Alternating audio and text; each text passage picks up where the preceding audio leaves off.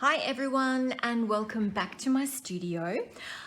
Today we are continuing with the pod series, but this time we're actually going to look at pods that have got holes running lengthways, so down the length of the piece itself. Now, a few of you have asked questions just before we start.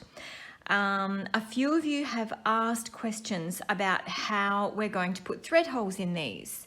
So this is actually a whole different tutorial again. So I'm going to do another video on how to create thread holes just in your normal pod beads.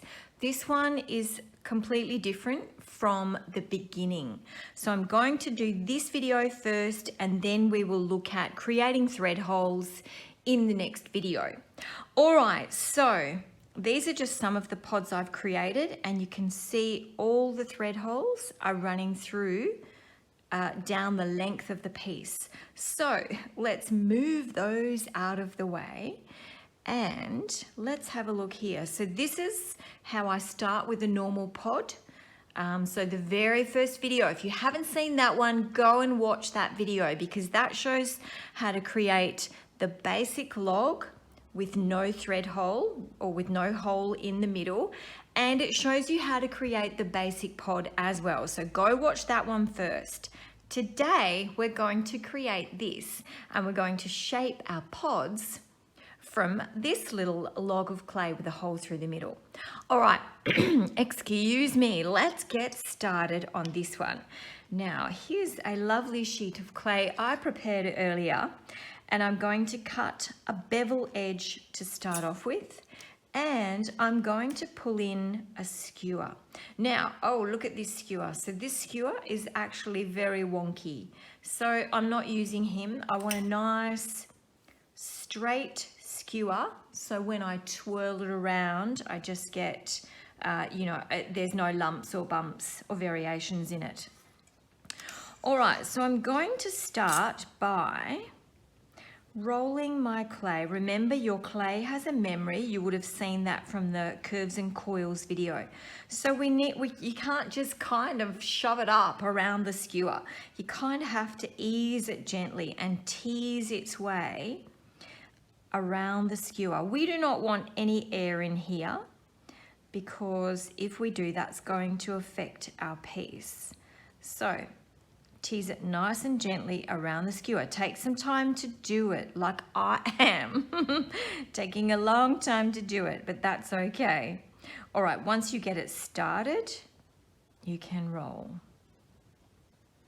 Now, I know that you are going to say, oh my goodness, Deb, that looks like a tube bead with a hole through the middle. Yes, it does. Let's actually just do it all the way up. That is a whole other range of videos. So we're not going there. Today we are shaping pods, okay? So this is how you create a log of clay with a hole through the middle. Sorry about the bumping. So if I take that skewer out, I've got a nice hole through the middle. Let's cut a piece off. And there you can see my hole through the middle. So I'm going to put my skewer back in again, get him out of the way, and this is where we start shaping our pod. All right, so I'm going to tweak the ends in and I'm shaping around the skewer. I'm kind of just pretending the skewer's not even there. So you can see my pod is starting to take shape already. So simply shaping around the skewer. All right, neaten off that thread hole. And that's our basic shape. These ends, I'm not going to do anything with until I have completely finished shaping my bead, okay? That's going to be the last step. Now, previously, when we were just creating our normal pod, it was easy to roll on the work surface. And look, it's going to be reasonably easy to do that as well in this regard, but I like to do it this way. And there's a couple of reasons why. The first one, I find if I drop that into the palms of my hands, so the base of my palms are together, the top of my hands are apart, and the skewer helps guide me. So I do a few little rolls and the skewer kind of keeps it in place nicely. So you can see I've got that nice shape already. So let's do it the other way now. So as I mentioned, there's a couple of reasons I like to do it in my hands like this. The skewer keeps it in shape, plus I'm actually applying pressure to the clay, which keeps it nicely adhered into on the skewer. Okay, so you can see that my thread hole is not moving. My thread hole's kind of like hasn't moved. Sometimes if you roll it on the surface like this, it can increase your thread hole quite dramatically. Let me do both sides. And if you just roll and roll and roll like that, your thread hole can increase quite dramatically, and you can end up with a very loose pod, which is okay, that's fine. But if you then want to do something else or coat with liquid clay, then I prefer them to be well adhered to the skewer. That's just my preference for certain things. So watch, that was too long, so I am squishing it back up again and I can reshape. So if you stuff up at that stage, that's Aussie slang for if you make a mistake. Just give you a little slang lesson at the same time. So if you stuff up during that process, you can simply start again.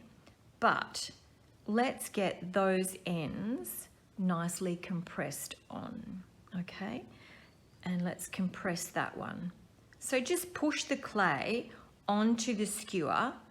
So I'm pushing, pushing, pushing, and that secures it onto the skewer, okay? So let's just roll in my hands again, roll in my hands again. That's quite a nice shape. Let's do a final roll on the work surface. Now I worked with a very, very, very gentle hand then, like no pressure, just rolling. And that rolling smooths the surface nicely of the pod. Look at how gorgeous that little pod is. But I've got wonky ends, and you might like wonky ends. You can leave them like that if you want, but I'm going to hold very carefully. Grab my sharp tissue blade, and I'm simply going to roll around and cut off. And then you can just neaten it up slightly. Now, when you are working with these particular beads, I went a bit wonky there, that's okay, we'll just fix it.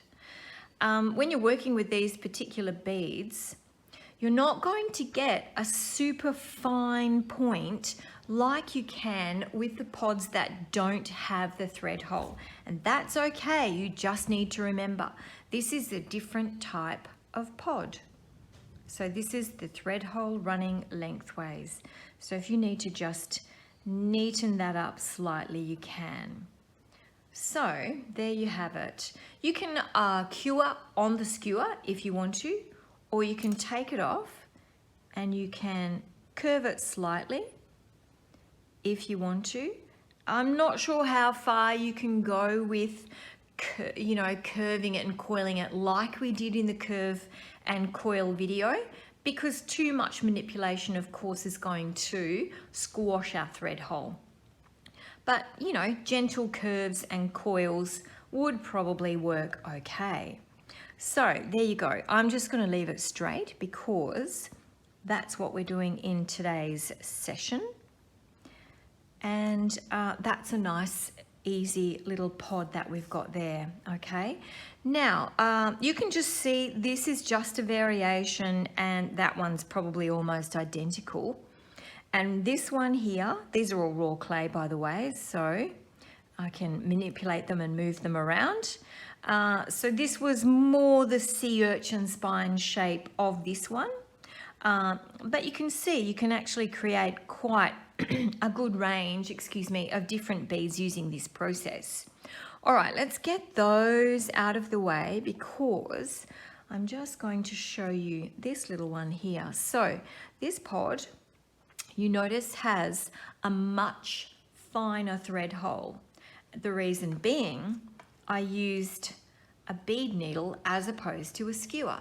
So you might find something else you might want to create around a piece of wire. In actual fact, that's a whole different thing again, which can be very cool, and maybe that's another video. So there's another way that you can do it. Let me just grab some of this clay. Actually, I'll grab a thinner piece. All right, so I'm just going to cut off a small piece of clay. So this is the other way that you can do it. I'm just going to compress this one. And you can just start off with like a little log of clay like this.